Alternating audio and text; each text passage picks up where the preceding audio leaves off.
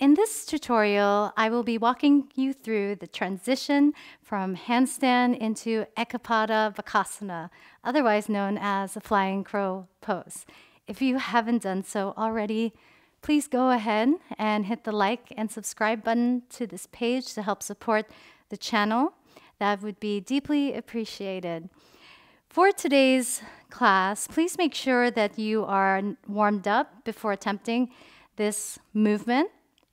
And make sure that your wrist flexors are nice and warm as well. For all these transitions of handstands into arm balances into any other asana, it's important to focus on developing the strength and mobility into the wrist flexors because the wrists are very fragile and delicate joints. And to be able to explore these transitions, we must approach them slowly. There's no point in pushing your body beyond its needs, and take the time to slowly build up your confidence into Ekapada Bakasana and other arm balances and your handstand. One of the key elements of transitions between handstands and arm balances is shifting the gaze forward, bending the elbows, and leaning the chest forward sooner than you think.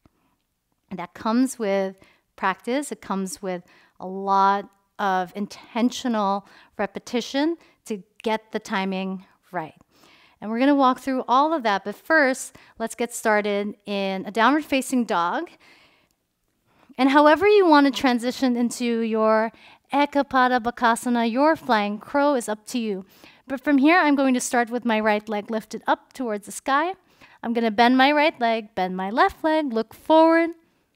Then I'm going to land my right knee closer to the elbows, and then lift my left leg up. Keep gazing forward, protracting through the shoulders, and then lower down. One of the things to remember about arm balances is to keep your shoulders protracted, so you're separating the shoulder blades, rounding up through your upper spine, your thoracic spine, because your wrist flexors and your shoulders are going to provide a solid foundation. You're using the wrist flexors and the shoulders to resist the earth, pushing the ground away, resisting the forces of gravity. So that's one thing to really remember. You cannot go from a handstand into an arm balances with a neutral spine. You always have to round out this thoracic spine to get there. Now, I'm going to walk you through getting Ekapada Bakasana from the L-shaped handstand position. And the reason for that is because I find it to be a more accessible handstand to enter that asana, because your legs are wider and you gain an understanding of driving the top leg up while the bottom leg drives towards your glutes. So that is what's going to help us slow down the lowers, otherwise known as the negatives. And being able to lower down with control is going to translate into different areas of your practice. Whether you're pressing into handstands, whether you're just kicking up into handstands, it's going to translate across the board and develop this active compression. So I'm going to enter the position from downward facing dog. You can shorten your stance as needed. I'm going to keep the left leg up, keeping the gaze between the wrists. And on my exhale, kick up, finding the L, staying strong in the legs, kicking the right heel to my right glute.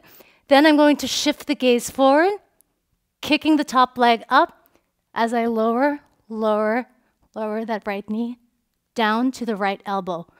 Look forward, lean the chest forward, keep kicking the legs up towards the sky, and then release. This is a really fun transition, and it really helps to learn how to hold the L-shaped handstand and to work on building that active compression. This notion of the thighs coming up towards our chest. I have a class that talks about all of the best drills for me in active compression in the description box below. Another thing to keep in mind when you're exploring these different transitions in your practice is to always land the knees to the area closer to your elbow versus up high towards the triceps, because it's going to ensure your foundation and it's going to give you a lot more space to land in. Because if we land in a position where I bring the leg up high onto the triceps like this, I'm always going to fall backwards. So it takes some time to get used to the proprioception, where your body parts are moving in space, and experiment with that. You'll find that the asana is way more accessible when you land your knees closer to your elbows. I hope that you had a fun time playing around, and once again, just have as much fun as you can, because look at this as an opportunity for playtime and self-exploration. Practice without judgment and practice for the purpose of showing up for yourself. And I would love to hear about your process, and I would love to hear about your journey.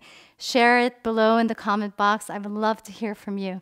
Thank you once again for tuning in and for supporting this channel. It's a passion of mine to share my experiences with yoga, asana, with any single person who crosses my path. Thank you for tuning in, and thank you for stopping by. I appreciate you. Have a wonderful day wherever in the world you may be.